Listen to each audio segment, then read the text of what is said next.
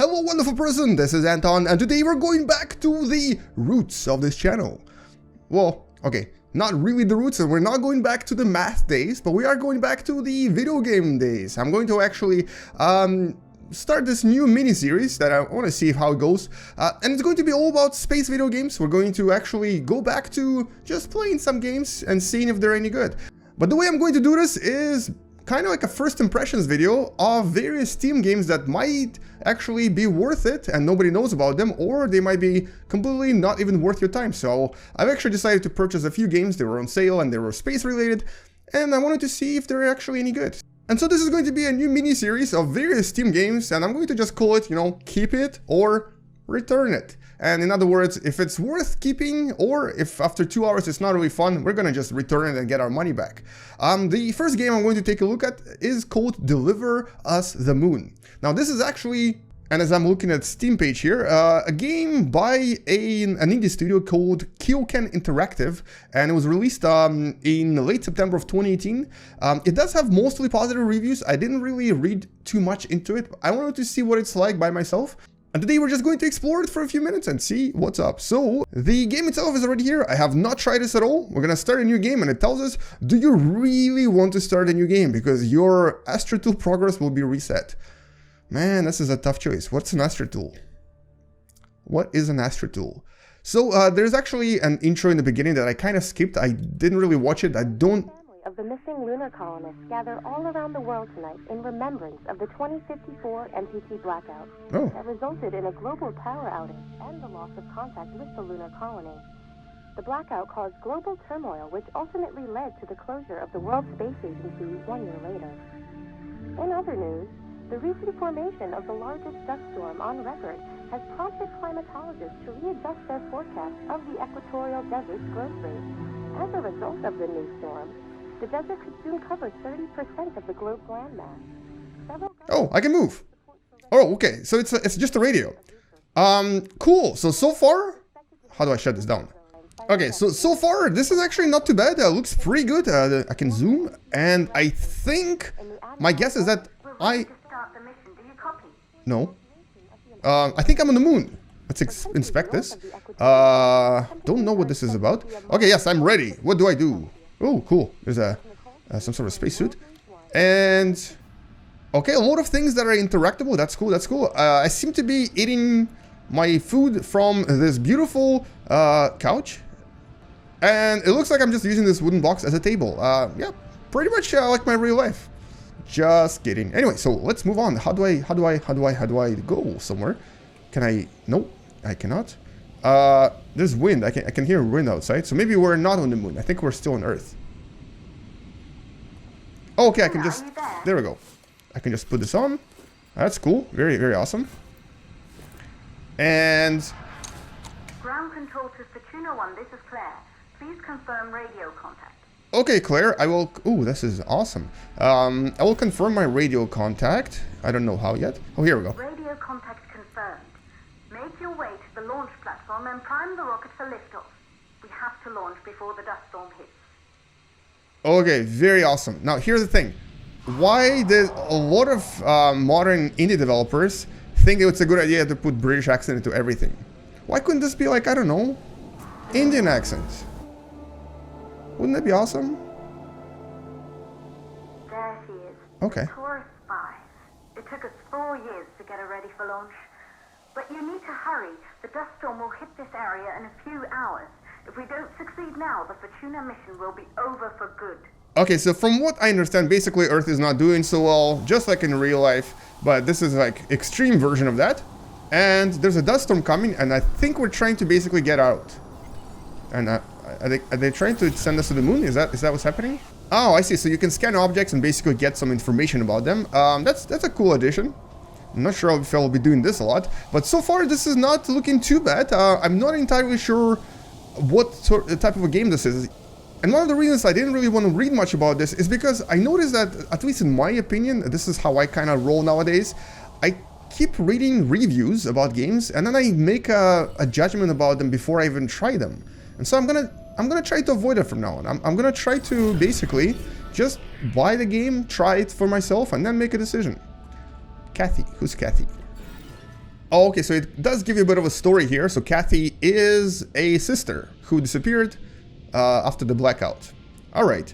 Wait, so this is the moon then? I'm a little bit confused where we are right now. I really should have watched the introduction. Maybe this is the moon that's kind of been sort of terraformed a little bit. I'm guessing we're going to discover really soon, but I like how they introduced a bit of a story through drawings and basically books. WSA stands for World Space Association?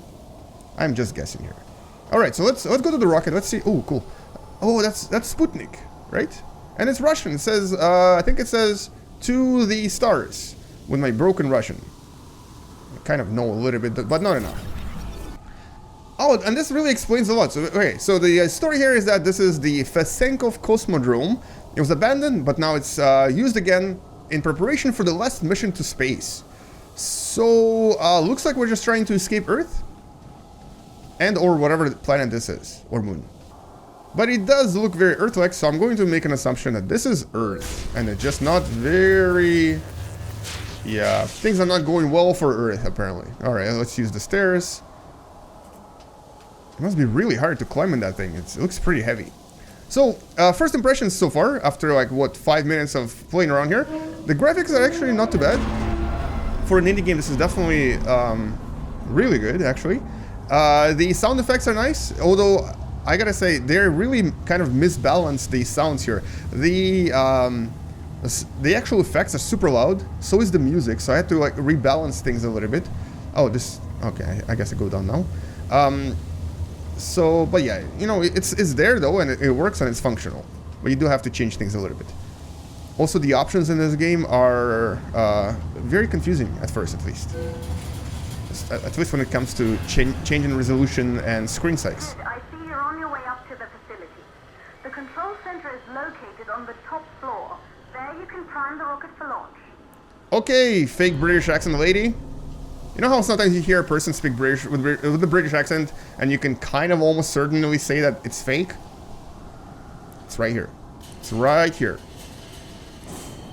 Oh, that's cool. What's something in the distance? 5 years since we last received a microwave power transmission from the lunar colony.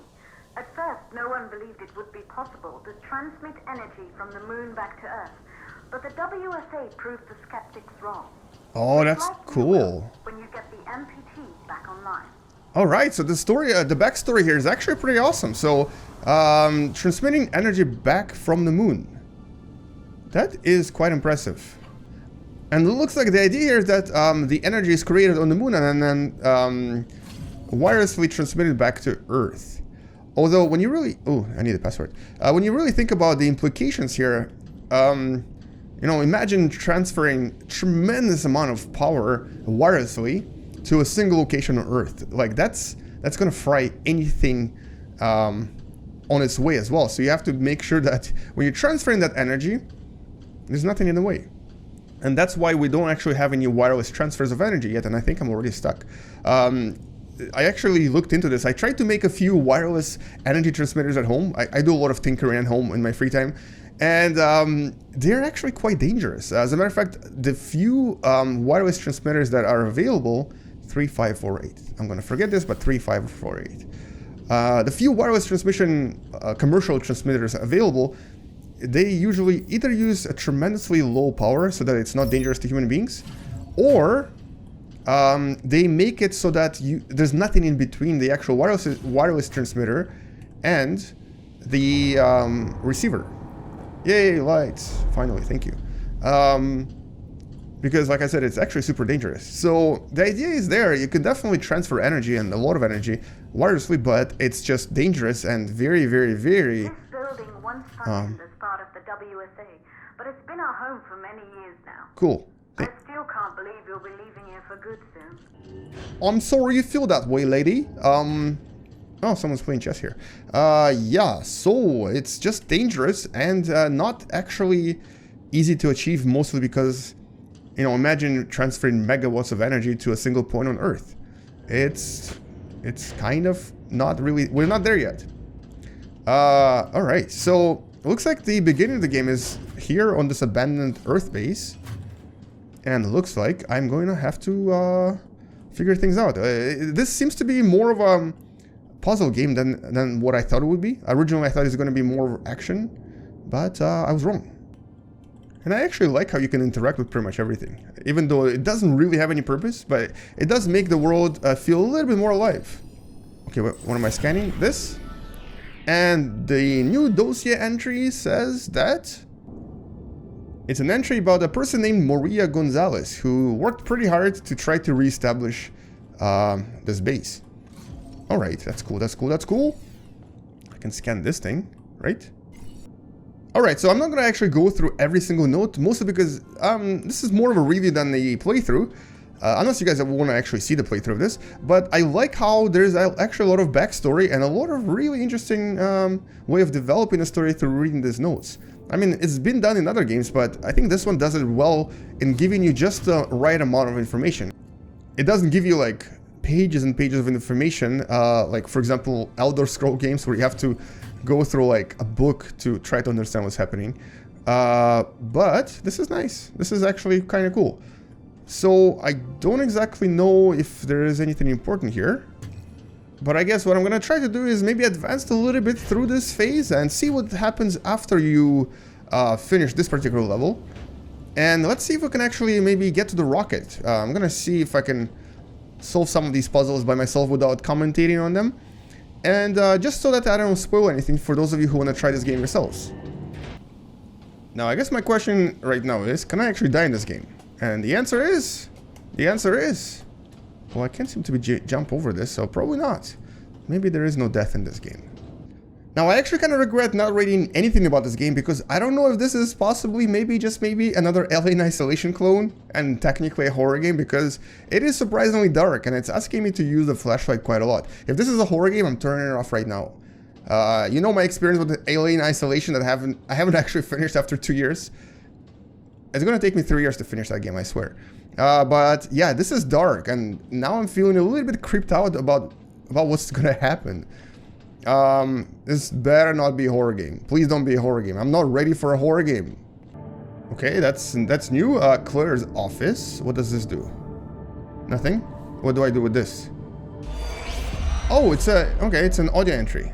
So right, I decided to skip this part mostly because, like I said, I don't want to spoil anything for you. But so far, I am really enjoying how the story is delivered in these little pieces. It's actually kind of cool. You don't really know where you start the game and you don't really know what's happening yet, but you know that you're trying to essentially save humanity, right? It says right there, for humanity, for the future. I'm guessing this is the rocket we're going to be taking to the moon.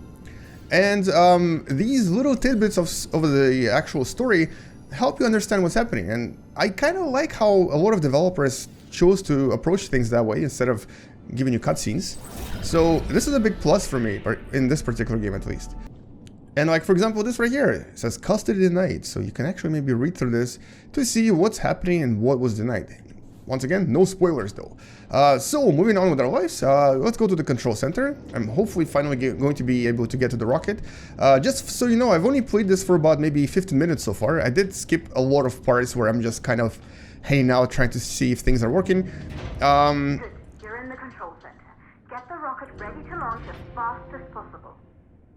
Okay, so I have to prepare for launch. And this is cool. I mean, I'm liking this so far. New storm ETA. Now, I don't really know why they're launching the rocket right now, because it's actually extremely dangerous for a rocket to be launched in a storm. Okay, find a control center, prime the rocket, close both hydrogen fuel valves, initiate power reboot inside the control center. I did that. If you actually watch some of my older videos from maybe a couple of years ago when I played similar space games, this is actually reminding me, this reminds me of a game that I played, and I forgot the name of that particular game. But it was very similar to this, although you were actually on a spaceship trying to explore the mysteries of that spaceship and trying to see what happened to it. It was a pretty cool game. I'm actually, I'm gonna post the link for that in the description. So graphically, this is actually pretty cool. The storm effects are nice, the sound effects are nice as well. And you do kind of get this feel of the, you know, abandoning Earth sort of. I guess these are the hydrogen valves I have to open. So far, I'm actually enjoying this. if you love space games, if you love mystery games, and if you actually like games where you have to explore and try to solve puzzles and try to discover things, which I think there's quite a lot of those, but they're not always really great. They're not always, even better, they're not always really that great. I think that this could actually scratch that itch. To me, at least, this is actually something that I would consider playing this full until I finish the game. Okay, so I broke the ladder, and I think I'd probably have to bring the ladder from somewhere else, and I think I've seen the ladder before, so I'm gonna go and grab it right now. Okay, this is going to be the only puzzle I'm going to spoil for you, just so you can actually see how things work in this game. So you can actually interact with objects, and you can move them around. And this is one of those objects. There's a ladder here, and we have to basically move it somewhere so we can climb somewhere else. Because apparently, ladders don't actually last very long in this world. Alright, so this is more of a staircase, I guess. And where am I moving it? Here. Yeah, this is the one I broke. And you can also turn it. Or turn it the other way, which is actually...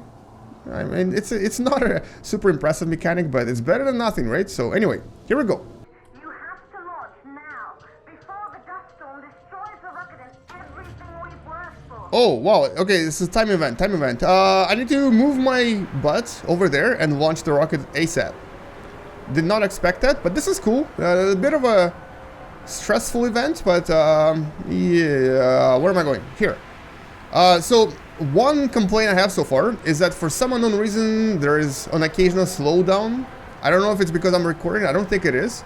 But I think the engine is not 100% optimized just yet.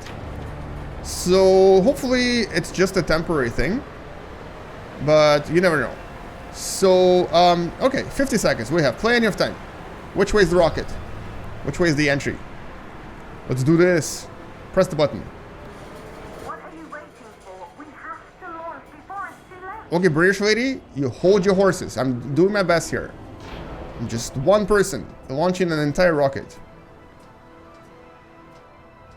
Oh, this is kind of cool. All right, so here we go. Now, I'm gonna actually... Navigation systems online. Oh, nice. We're nearly there. It's just like your training. You can do this. I can do this. Initiate launch procedure. Just like Kerbal Space Program. You only failed twice. All right, flip, flip, flip. Ground launch sequencer started. All right, awesome. What else do I flip? This? Orbital axis arm retracting. Be a little more careful. Oh, that's cool. Okay, it's like a little puzzle here. And no. No. And minigame. Just like with practice. All right. I feel successful. Now I have to click on every one of these. Oh, wait. Oh, okay. So, huh. Oh, I see. Okay. So this is a puzzle after all. Huh? Oh no, pressure. Jesus. I don't know. Is it this? No. Oh, down. Oh my god, they give me 4 seconds. Seriously? I think I'm about to fail.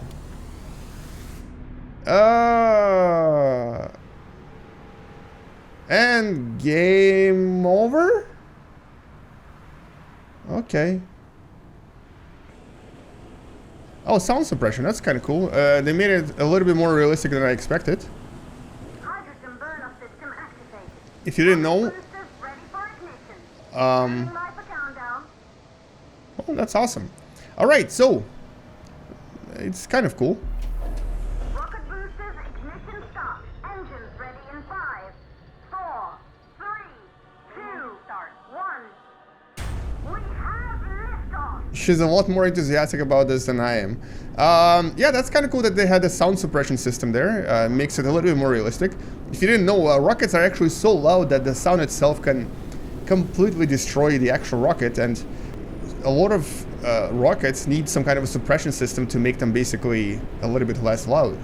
So NASA usually uses a water suppression system that essentially just blasts like millions of liters of water to try to make rockets, try to convert auditory energy into essentially just like little bubbles of air. That's cool. That was fast. Not exactly how I would imagine the real launch works, but it's a game. And the Soviets solved this problem by literally building a huge ditch underneath where the rocket launches. And so the sound actually bounces away from the rocket itself. It's a slightly cheaper solution, but still not perfect. It is surprisingly effective though. All right, so this is cool. So we got to launch. That's awesome. So that kind of explains the name. And I kind of like how they did this actually. This is pretty impressive. So it's called Deliver Us the Moon because you literally are going to the moon to try to recover the, I guess, energy station that was abandoned. Complete the second stage. What is the second stage? Oh, I guess leave the orbit, is that it? How do I do that? Here? Okay. Oh, I'm doing the opposite, right? We're doing the reverse. What's happening? All right, cool. Okay, so yeah, this is the famous Hoffman maneuver, the orbital transfer to the moon. And I like how they actually put it in there, but it'd be nice if they actually explain what's happening. Just to give it a bit of a more educational sort of tidbit in there. Okay, so this is kind of awesome. So this, up to this point, this was just the introduction with the actual title appearing now. And to me, this is kind of like a sign of a game that's going to be fun to play. Now, like I've mentioned before, I don't think this is for everyone. I also don't think that a lot of people are going to enjoy this. Oh, this is awesome. This is a space elevator. Mostly because not everyone likes puzzle games, and more so, not everybody likes space puzzle games. But to me, these are like little gems that are really hard to find usually. So I'm thinking I might actually end up playing this for a long time. Okay, so I guess we're not on the moon yet. We're in some sort of a space station. Okay. Objective. Dock to the station. Ah, so we did transfer to what seems to be an orbital station that connects the moon with the space elevator. That's really cool. I really like these concepts so far. I just don't know what to do. Oh, here we go. Oh, no way. And it's a manual docking system. Okay, that is really cool. That is really cool. Move down. Whoa, and they have Newtonian physics. That's awesome. Okay, this is great. So, as you can probably tell from just how I've been describing this game, I'm actually enjoying this. I'm totally keeping this. And I think I'm actually gonna maybe stop this here because I don't want to spoil this anymore, because it sounds like this is a fun game. It sounds like there's a lot of mystery in there. There's gonna be a lot of exploration, solving puzzles, reading, trying to figure out what went wrong with humanity and the moon station. Not for everyone, not for those of us that like thrill, I guess. This is not going to be a thrilling game, I'm guessing. But for an exploratory puzzle, this is actually kind of cool, especially with these little mechanics that they added. I really hope there's more of this, though. I hope this is not the only mini game I'm going to be doing in here. Although I did not really like the timed puzzle mechanics, mostly because it wasn't really clear. It took me like 4 or 5 tries, and it was a little bit stressful, I think. I don't think stress and puzzle games go well together. But let's see what happens right after this, and I think I'm gonna stop this video there because it sounds like I can easily spoil this game by doing something that I'm not supposed to be doing. And look at that, this is neat. I'm actually totally weightless. This game also has weightless dynamics. And this actually reminds me of another space game called Adrift that I did play in my own time. I was actually going to make a playthrough of it until I realized that, to me personally, Adrift was making me a little bit too motion sick. And I don't know why. I think it's because you do this a lot, and it just gives you this woozy feeling because your body is not used to it. So I never actually did it after all. I never finished recording it, even though I did start. But this is cool. This is awesome. I love this. So on this note, we're gonna stop this here. It looks like this game is definitely, in my opinion, worth it. It was, I think, about $15. It was 22 Canadian dollars, so it's about 15 US. And I personally do recommend this. This is, to me, a gem. in terms of just being a kind of a niche type of a space game. It's a puzzle, it has a mystery going on, there's storyline that's a little bit more unique than usual, and look at that. That's cool, this is Earth. And you basically are saving humanity, but you're not killing anything in the process. At least I don't think you are. Anyway, so that's Deliver Us the Moon. If you do want me to actually play through this on kind of like as a separate series, like I previously did years ago, do, well, just like the video, I guess. You know, if we get like, I don't know, 300 likes or something, I don't even know what the number is going to be. If people want me to do this, I'll do this, because it might actually be fun. You might actually end up learning a lot about space exploration by playing through this, and it looks like I'm already stuck because I don't really know what to do. But anyway, so that's it. That's Deliver Us the Moon. I am giving this a keeper. It's definitely a keeper. Oh, there's a button. And oxygen depleting. What do you mean? Oh no, a timer again. No, I hate timers. Don't give me a timer. Oh, that's cool. Look at that. Anywho, this is a keeper. On that note, thank you for watching, and the next video where we're going to be exploring a video game, I'm going to do another space game that came out relatively recently. I actually already have one chosen, but if you have some other game that you would like me to take a look at, post it in comments below. There might be a game I haven't seen before. I'm only doing this just to, well, really there's two reasons why I decided to do this. One is to help developers promote their game a little bit. I don't know who they are, I have never talked to them, but I think that a lot of indie developers actually do need a bit of a help in promoting their game. And I did purchase this with my own money, but I actually didn't think I would want to keep it. I thought I was going to return this, but it's awesome. I'm keeping this. And the second reason is because I started this channel as a gaming channel, and actually I miss that. I miss playing video games. I miss playing space video games. And so we're going to go back to this. We're going to do a bit of a space gaming here and there. And we'll see how it goes. Anyway, thank you for watching. I have 1 minute and 44 seconds left before something bad happens. What am I supposed to do? I didn't really read things very carefully. And this is not good. Whoa, this is cool. It does definitely remind me of Adrift. Is that supposed to be food? Can I eat this? I want to eat it. I want to eat it. I want to eat it. I cannot eat it.